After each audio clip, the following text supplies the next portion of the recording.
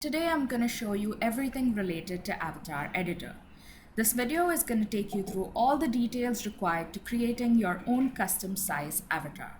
So let's go ahead and get started. The first thing I'm going to do is import in an avatar, and you will find our Clo avatars in the library here. We have a number of avatars. They are divided into male V1, V2, female V1, V2, and we have a kid folder and 3D shapes. I'm going to be working in female V2 folder. In case your folder looks a little bit different than mine, don't worry, it's because you are using a different version of Clo. So you will find your avatars either in the female V2 or V1 folder. So to get started, I'm going to import in an avatar. I will be working with Fifi over here. Simple double click and that will import in my avatar into my 3D space. You can see the shadow in the 2D window. And from here on, we're going to go ahead and explore the sizes. So the first thing I want to show you guys is the close size folder. This is the default close size folder that you have. And in here you have US ASTM sizes. You have them in Missy, curvy and straight. And then you have the same in petite and in plus size. To import these sizes, you simply have to double click on them and you will see automatically the size of my avatar has changed. I'm just trying a size 14 and you just have to double click to add in these particular sizes. You can also drag and drop them. I'm gonna go ahead and try another size folder. Just simply drag and drop, or you can just double click on either of these size folders. And you'll see your avatar will change according to that particular size. Now we also have Clo maternity avatars, and in these we have the same process that you would for any of the ASTM sizes. You simply click on the maternity folder and go ahead and either drag and drop or double click to add in your maternity avatars. And you'll see automatically Clo will adjust the avatar to create its maternity avatar.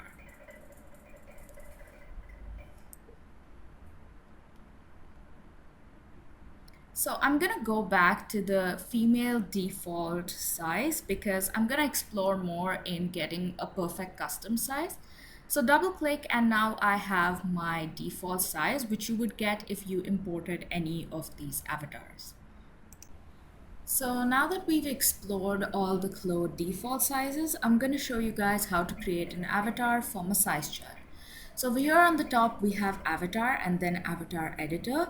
This will open a pop-up box which will have different sets of measurements available in them. We're gonna do this point by point and you'll see your avatar has dotted lines around it. This will highlight based on which measurement you're changing or the one you're selecting. So we're going to start with total body, and here you have the height and the width. Now in the height you have either the total height, the HPS height or the inseam height. Based on what your size chart has, you can customize it on each of them. HPS height, to see which it is, as soon as you click on that you'll see it gets highlighted in yellow. So in case you're a bit confused, don't worry, Clo will highlight the measurement for you. I would suggest not to use the total height since the head size of the avatar may vary. It would be better to use either HPS height or inseam height. In case you are customizing any dress form or a dummy, the inseam height works the best. For the width, we have the option of bust circumference and under bust circumference, so you can set that again according to your size chart. We also have the option of changing the measurements, so in millimeter, centimeter, inch, or feet and inch. I'm setting it to centimeters because that is what my size chart is.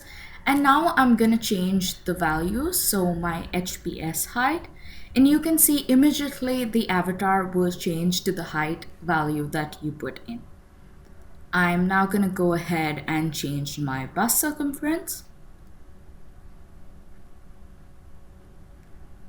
And once this is done, I have the two values that are my total body values. From this, we're going to go ahead to the details. And in that, we have the option of basic. In basic, you'll be able to see that we have three options. You have basic, and then advanced human body, and advanced dress form. Advanced human body is when you're replicating a real life model's measurements, and advanced dress form is when you're replicating a dummy measurements. I'm going to start with basic, and I'm just gonna double check that the value I'm using is centimeter. So this next part is going to be sped up a little as I put in my values. But one pro tip to remember is that when you're adding in your values, always change your height measurements before your circumference measurements. This creates a good workflow for when you want to customize any avatar.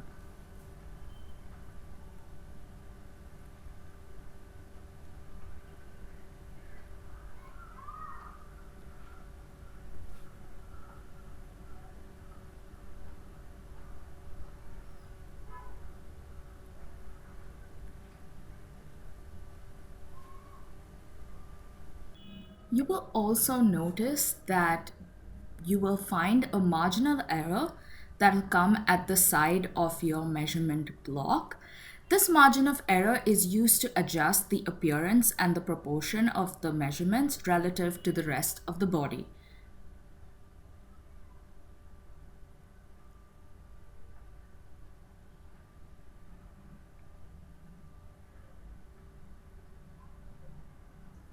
Now that we've completed the basic measurements, I'm gonna go into advanced human body since I have a few extra measurements on my size chart.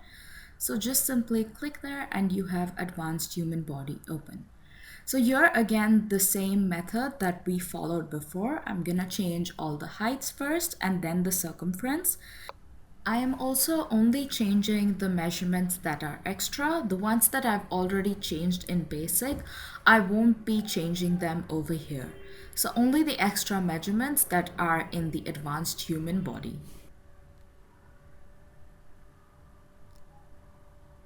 Now I'm going to move on to advanced dress form because I have a few measurements there as well.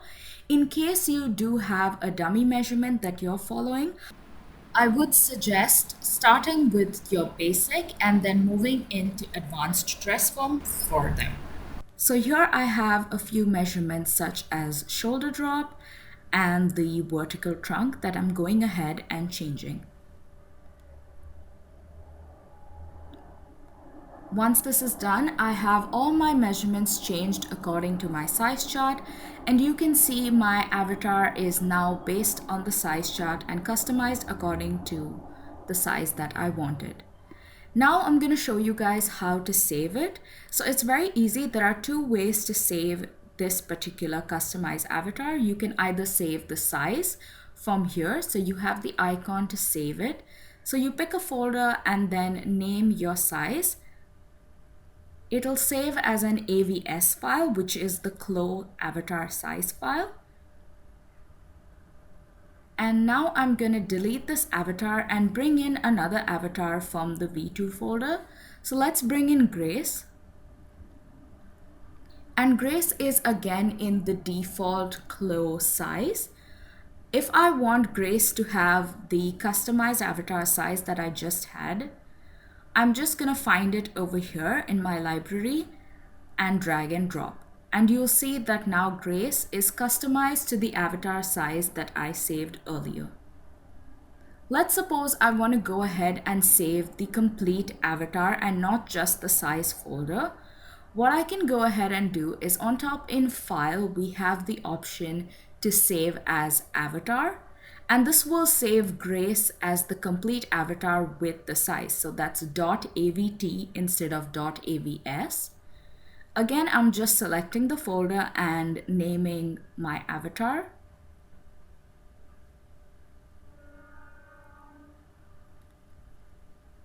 Once this is done, go ahead and click on Save. And now you will find that avatar in the folder in my library right here. So I'm going to delete the avatar that's currently in my workspace and just double click and you'll see that I can import in Grace as a complete avatar.